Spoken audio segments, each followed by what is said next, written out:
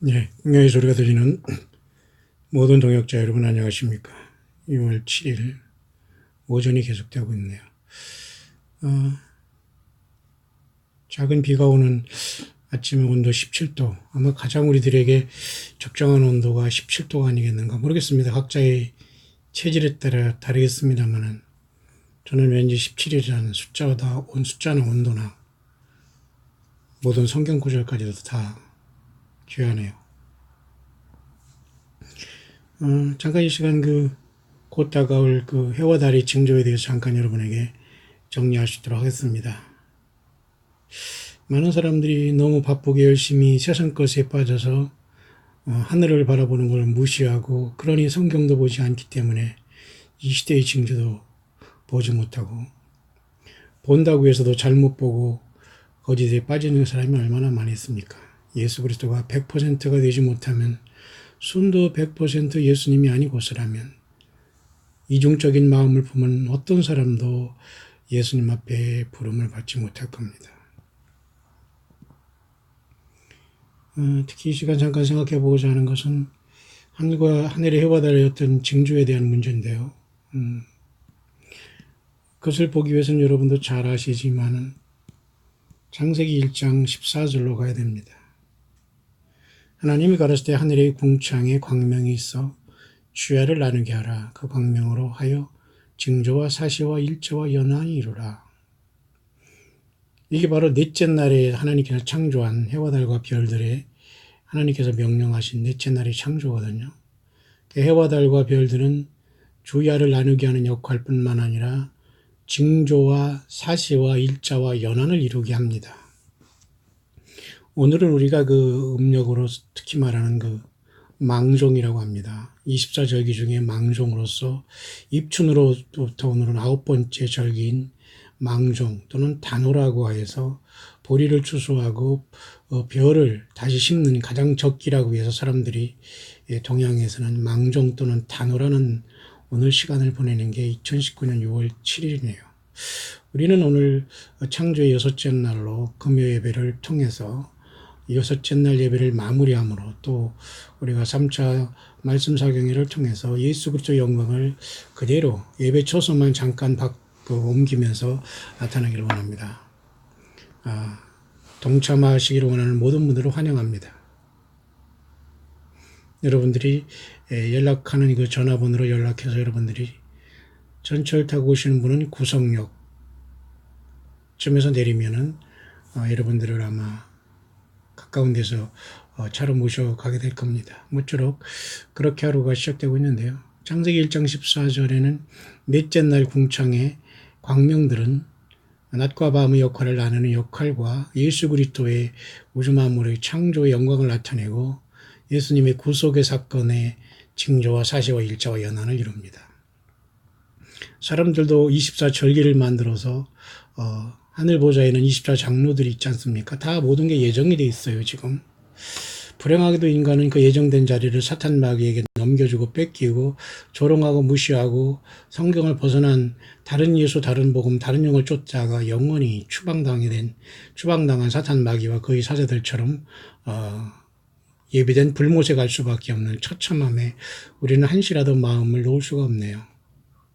예수 그리스도의 가슴과 심장이 아닐까요?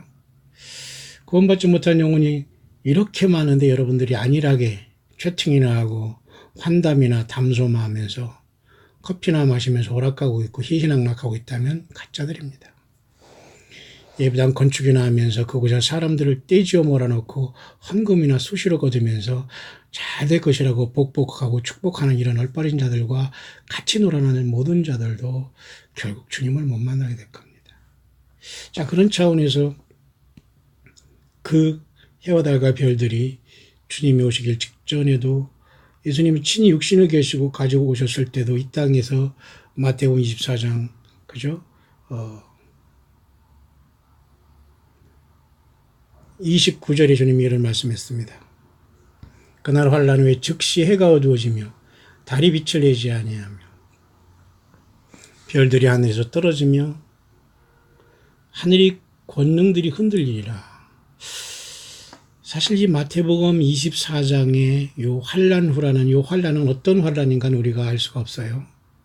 그날 환란 후에 교회가 주님을 만나러 간 큰 변화를 얘기할 수도 있습니다. 왜냐하면 이 환란 후에 일단 해가 어두워지고 달이 일단 해와 달이 빛을 내지 아니하고 별들이 떨어지는 역사가 일어나고 하늘의 권능들이 흔들리고 예수님이 오실 징조가 하늘에서 뭔가 큰 역사가 나타나고 땅의 모든 사람들이 통곡하고 인자가 구름을 타고 능력과 큰 영광으로 지상재림하는 걸 본다고 했기 때문에 이 환란이라는 것은 뭔가를 우리가 깊이 생각해야 될 텐데요.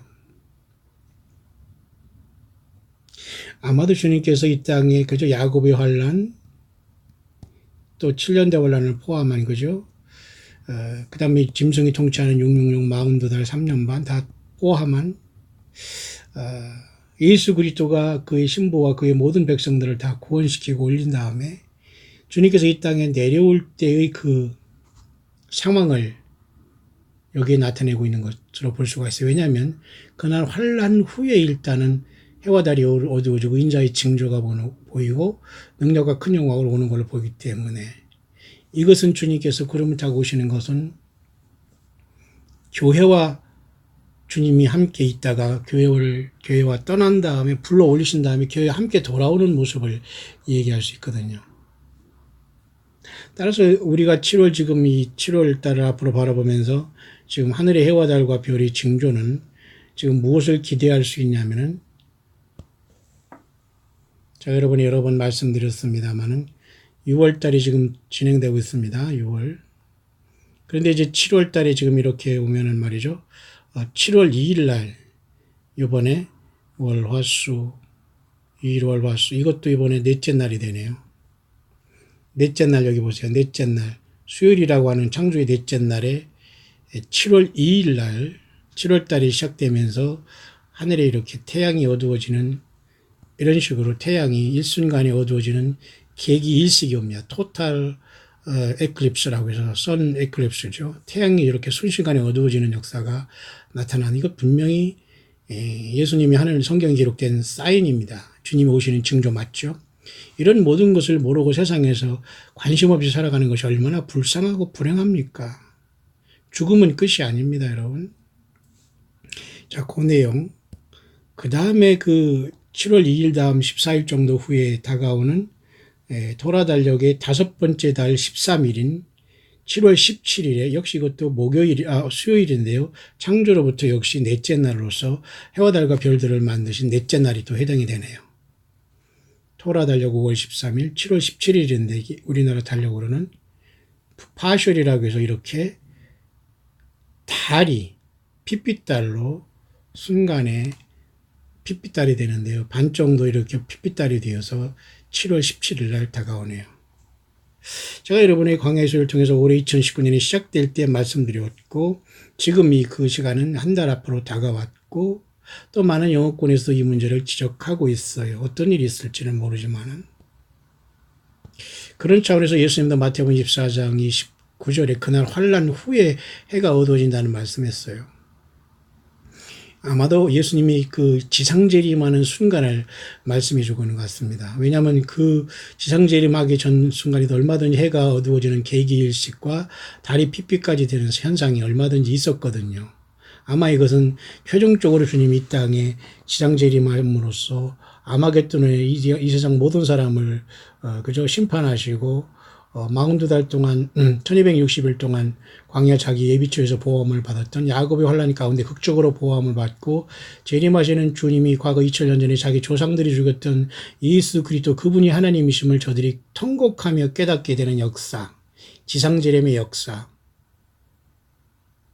요한계시록 19장 11절에 하늘의 열린 문의 역사가 아마 마태복음 24장 29절이 아닌가 봅니다. 하지만 이 최종적인 환란 후에 해가 어두워지고 달이 빛을 내지 않으면서 별들이 떨어지면 예수님이 지상재림할 때 이런 모든 태양계가 완전히 예수님의 빛으로 인해서 완전히 깜깜해집니다. 예수님 자신만이 빛으로 태양과 비교할 수 없는 엄청난 빛의 모습으로 들어오시게 되는데요. 그 모습이 사실 예수님의 지상재림의 모습을 그날 환란으로 표현하고 있다고 보는 게 맞습니다. 21절에는 이는 그때 큰 환란이 있겠습니다. 창세로부터 지금까지 이런 환란이 없었고 후에도 없으리라. 또 이 큰 환란은 또 그날 환란 후에라는 건 또 다른 것으로 봐야 됩니다. 이 큰 환란은 아무래도 예수 그리스도가 여섯째 인을 떼시면서 그죠? 이 땅에 어린 양의 그 진노를 심판하는 여섯째 인이 되시면서 이제 일곱째 인부터 일곱 나팔이 부러지는 큰 환란이 들어가는 것이고, 짐승이 솟아오르고 사탄마귀가 하늘에 쫓겨 내려오면서 모든 육체가 이제 다 짐승표를 받고 죽임을 당하거나 짐승과 사탄마귀에게 절하는 사악한 하나님 이 땅을 버린 시대를 얘기할 수도 있습니다. 큰 환란. 따라서 마태복음 24장의 21절의 큰 환란이라든가 또 29년 그날 환란이라는 것을 동일한 것으로 우리가 자꾸 생각하면 안 됩니다. 29절의 그날 환란 후에 인자가 징조가 보이는 것은 지상재림으로 주님께서 오실 때 해와 달과 별들이, 해와 달은 빛을 내지 아니하고 별들은 떨어지는 역사가 당연히 나타나죠. 피조세계로 주님께서 구름 타고 오시는데 여러분 해와 달과 별들이 빛을 내고 깜빡깜빡하겠습니까? 완전히 전부 다 상상할 수 없는 일이 일어나는 거죠. 그러나 그 앞선 21절에 큰 환란이 있겠다는 것은 이 땅의 마지막 육을 가진 백성들이, 이스라엘 백성들은 야곱의 환란을 당하고 교회에 있는 신부들은 먼저 떠났고 교회도 안 되고 이스라엘도 되지 않는 모든 사람들이 땅에 남아서 혼비백산하면서 짐승표를 받고 사탄 마귀를 신으로 섬기는 기가 막힌 시대가 올 것을 말씀하시면서 그날들을 감하지 아니할 것이면 모든 육체가 구원을 얻지 못할 것이나 그러나 택하신 자들을 위해서 그날들을 감하신다. 그날을 감한다. 큰 환란을 감한다는 거거든요. 아마도 이것은 예수님께서 그 42달 동안 짐승 통치할 때 이스라엘 백성들을 그 42달과 똑같은 해당하는 1260일 동안 요한계시록 12장 후반절에 여자가 아들을 낳고 하늘보좌로 올림을 당하게 두고 여자는 땅에서 있죠. 그래서 땅에서 광야로 예비초로 도망가지 않습니까? 하나님 독수리 두 날개를 받아서.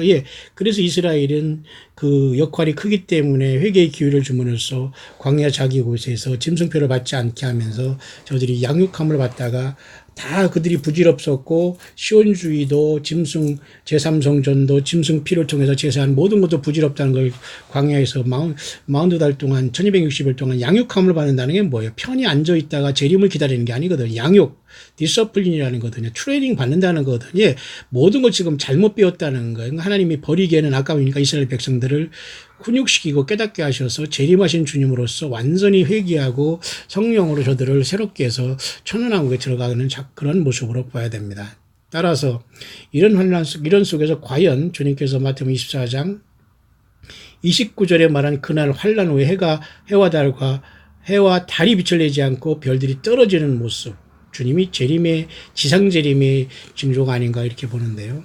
그 전에 앞에 21절의 큰 환란은 또 주님께서 이스라엘과 이방 교회를 다루는 그 환란의 또 큰 환란 속에서 교회는 큰 환란에 들어가지 않고 큰 환란에 들어가는 야곱의 환란을 통해서 또 구원받는 이스라엘 백성들을 그곳에서 나타내주고 있다면, 마치 여러분 야곱이 두 번 결혼하지 않습니까? 처음에는 레아와 그다음에 7년 더 일한 다음에는 라헬과 결혼해요. 원하는 라헬과. 마찬가지입니다. 먼저 하나님께서는 레아와 같이 못생긴 우리 이방 땅에서 귀신들을 섬기는 우리들을 예수님의 복음으로 구속받게 하셔서 돌감나무가 참감람나무의 접붙임을 받아서 예수 믿어서 구원받지 않았습니까? 레아. 야곱이 원한 것은 라헬이었거든요. 그런 다음에 먼저 이방에서 구원받는 저와 여러분들이 먼저 주님을 만나러 간 다음에 이스라엘은 7년 대환란의 환란 후 야곱이 7년 동안 후에 라헬을 만난 것처럼 예수님은 7년 대환란 야곱의 환란을 통해서 이스라엘을 회개시켜서 또 이스라엘과도 결혼하게 됩니다. 따라서 예수님은 예수 그리스도 안에서 이방인도 이스라엘도 하나가 되어서 모두가 예수님의 피로 구원받는 예수 그리스도의 천년왕국이 완성되게 될 텐데요. 그런 와중에서 해와 달의 징조는 매우 중요하기 때문에 제가 여러분에게 잠깐 언급했고요. 그런 차원에서 요엘서 2장도 이 날을 언급하고 있죠. 시온에서 나팔을 불며 나의 성산에서 호각을 불어 이 땅 어미로 다 떨게 할지니 여호와의 날이 이르게 됨이니라. 곧 어둡고 캄캄한 날이요 빽빽한 구름이 낀 날이라. 이런 말을 하시면서 요엘서 2장 보면은 31절에 여호와의 크고 두려운 날에 이르기 전에 해가 어두워지고 달이 핏빛같이 변하려니와, 여기서 말하는 또 여호와의 크고 두려운 날이 이르기 전에 해가 어두워지고 달이 핏빛같이 변한다고 했거든요. 그러니까 아까 큰 환란 후에 해와 달이 어두워지고라는 것은 또 다릅니다. 그죠? 거의 그 같은 시리즈상에 있겠습니다만, 그죠? 따라서 여기서 2장 31절에 여호와의 크고 두려운 날이 이르기 전에 해가 어두워지고 달이 핏빛까지 변하려니와, 이것이 사실은 지금 일어나고 있는 그저 핏빛달이라든가 낮에 태양이 어두워지는 계기일식을 요것으로 설명해야 돼요. 왜냐하면 여호와의 크고 두려운 날이 이르기 전에 사인이 되니까. 그런데 사실은 마태복음에서 주님께서 방금 말했던 마태복음 24장에, 그죠? 24장에 말씀한 그 29절에 환란 후에 해가 어두워지고 달이 빛을 내지 않은 것, 별들이 하늘에서 떨어지며 하늘의 권능들이 흔들리는 것을 이 땅에서 보는 모든 사람들은 늦었다고 봐야 됩니다. 이게 이때 어두워지는 건 다시 주님께서 지상재림을 할 때의 해가 달이 어두워지는 거기 때문에 이때는 이미 늦은 겁니다. 그죠? 주님이 재림하면서 지상재림하면서 해와 달이 어두워지는 것이지 재림하기 직전에 보이는 사인이 아니지 않습니까? 이해하시나요? 그렇게 여러분 성경은 주도 면밀하게 글씨 하나 아주 치밀하게 주님께서 영감으로 기록해 놓고 있어요. 그러니까 덜렁덜렁 대충대충 풀 수가 없고 알 수가 없어요. 하나님이 가르쳐 줍니까? 천만에요. 각자 자기 의지를 통해서 주님을 사랑한 만큼만 열어지게 됐습니다. 따라서 이번 7월달 2일에 있을 태양이 어두워지는 계기일식과 7월 17일에 있은 부분적인 핏빛달에 대한 문제를 어떻게 볼 것인가. 영어권의 이분은 조금 약간 그 혼란하게 했는데요.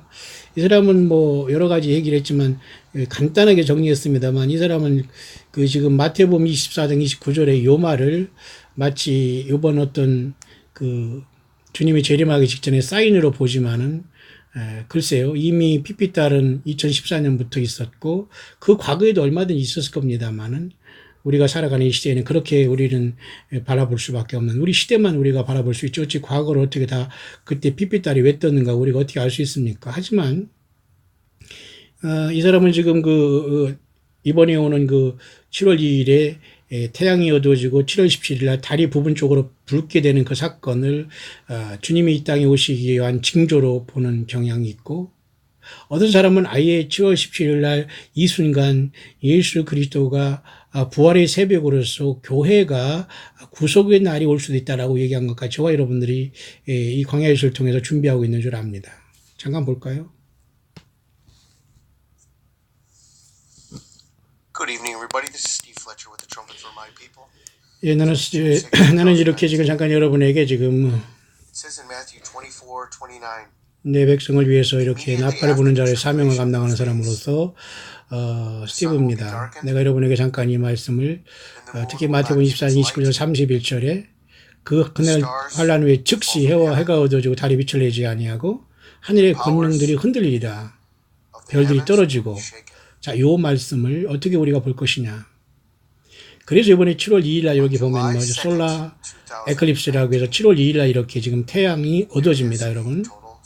자, 여러분에게 여러 번 광야수를 말한 것입니다. 이미 영어권에서 이제 이걸 정리하고 있네요. 또한 7월 17일 여기 보세요. 루나 에클립스 부분적으로 파셜, 달이 이렇게 부분적으로 붉게 됩니다. 7월 17일입니다. 그러면서 이 사람은 8월 1일이나 8월 11일, 12일 날 뭔가 그죠? 12th and 13th, the Perseid meteors. 8월 1일 날에 하늘의 유성들이 퍼시아드 미티오라는 이런 유성들이 8월 1일 날 떨어지는 걸로 보인다네요. 아마 이분도 아마 철저히 준비하고서 아마 나사나 이런 거에 준비하고 있겠습니다만 그걸 가서 참고한 것 같은데요.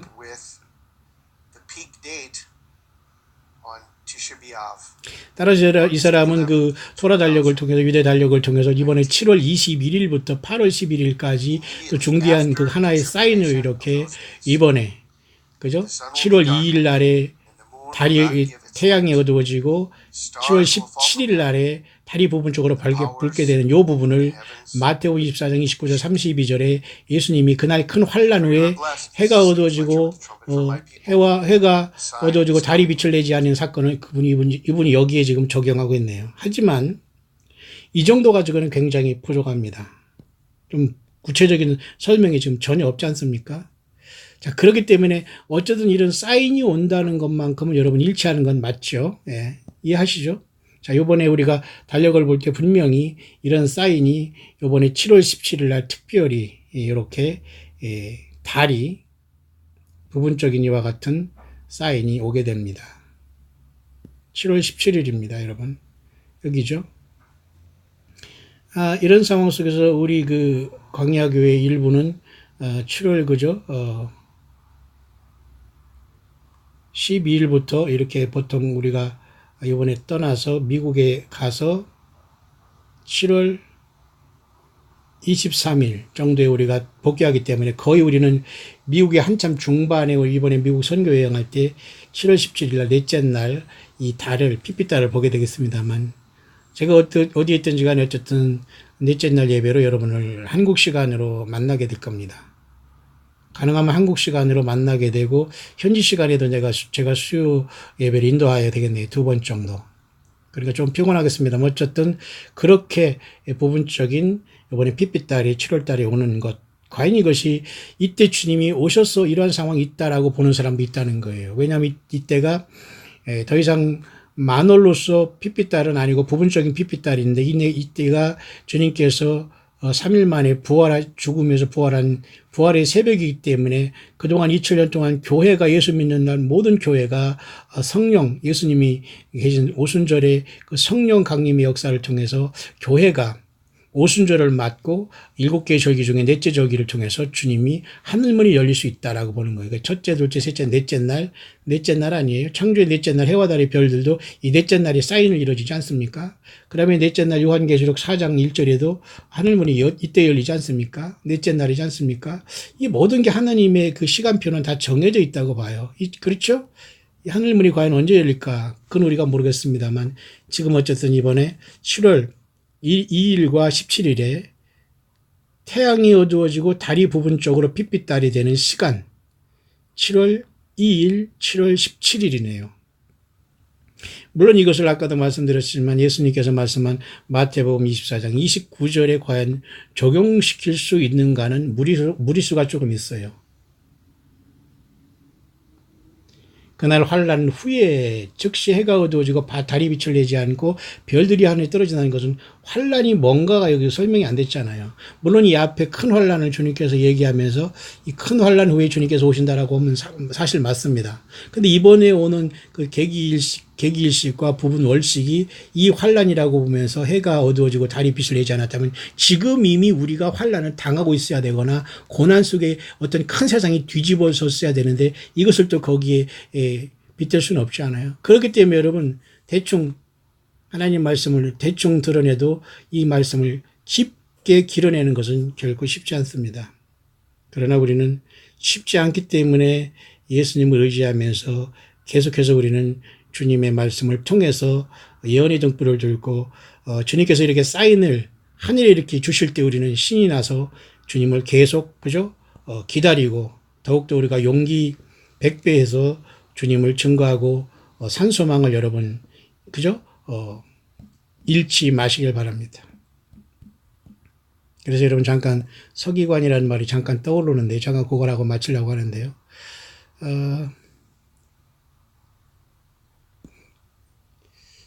마태복음 13장 52절입니다. 이 말씀이 잠깐 떠오르는데요. 예수께서 가라사대 그러므로 천국의 제자된 서기관마다 마치 새 것과 옛 것을 그 곳간에서 내어오는 집 주인과 같으니라. 특이한 말씀하셨죠. 그때 당시에 스크라이버라는 그 율법사들 성경을 필사하는 서기관들이 있었어요. 그래서 그 서기관들을 천국의 제자된 서기관으로 주님께서 특별히 그 분류하시는데요. 아마 저와 여러분들이 성경 말씀을 통해서 계속 이 서기관들은 성경을 쓰는 그런 전사하는 쉽게 말해서 써서 필사하는 사람들이지 않습니까? 근데 이 서기관과 바리새인들이 다 타락했지 않습니까? 예수님 당시에. 근데 서기관의 그 목적은 마치 새 것과 옛 것을 곳간에서 그러니까 책이 많이 여러분이 이렇게 꽂아 있지 않습니까? 근데 여기 들어가서 책이 곳간이 있습니다. 그죠? 근데 이곳에 들어가서 새 것도 뉴도 있고 올드도 있고 여러 가지 책들이 여기에 라이브러리에 막 차 있는데 이 집에 들어가서 적당한 것을 골라낸단 말이에요. 새 책이나 오래된 책을 다 잘 골라서 이렇게 갖고 나오는 천국에 제자된 서기관마다 마치 새 것과 옛 것을 그 곳간에서 내오는 집주인 것 같다. 서기관으로 하다가 또 집주인도 이렇게 들어가서 오래된 그 창고에서 새 거와 오래된 걸 잘 구분해서 이렇게 필요한 것을 이렇게, 그죠? 갖고 나오지 않으니까 그러니까 예수님 자신을 사실은 비유하고 있는 거예요. 여기서도. 마찬가지입니다. 이 마지막 때에 때를 따라 양식을 나누는 종들이 되어서 잘했다 칭찬받기 위해서는 이 모든 하늘의 사인과 지상에 일어나는 모든 정치 경제에 대한 문제, 모든 문화에 대한 문제를 통틀어서 예수 그리스도의 가슴과 심장으로 이 땅을 바라볼 수 있는 세례 요한 같은 광야에 나와서 어떤 세상에 학연지연 어떤 인본주의와 연관되지 않고 오직 예수님과 함께 성령으로 함께 광야에서 세상 모두를 버리고 주님만 바라보는 참된 천국의 제자된 서기관들이 많이 있어서 성경을 보고 옛것과 새것을 잘 구분하면서 이 다시 오시는 예수님을 드러내고 모두가 함께 예수님을 만날 수 있도록 함께 구원받을 수 있도록 예수 믿어서 구원받을 수 있도록 하는 것이 진정한 광야에 나온 저와 여러분들이 동역자들이 사명과 귀한 일이 아닌가 그렇게 봅니다. 그렇게 7월 2일 날 해가 어두워지고 7월 17일 날 달이 부분 쪽으로 핏빛달이 됩니다.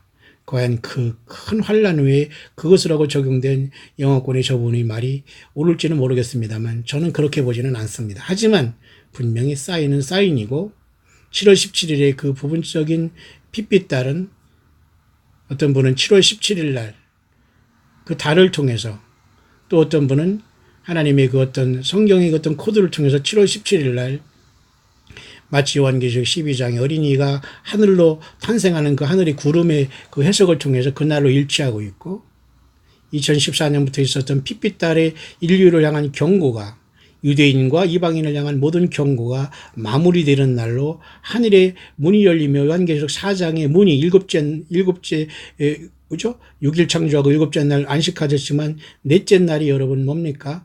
넷째 날 해와 달과 별들을 창조하신 날 아니에요? 그리고 넷째 날, 창조의 넷째 날.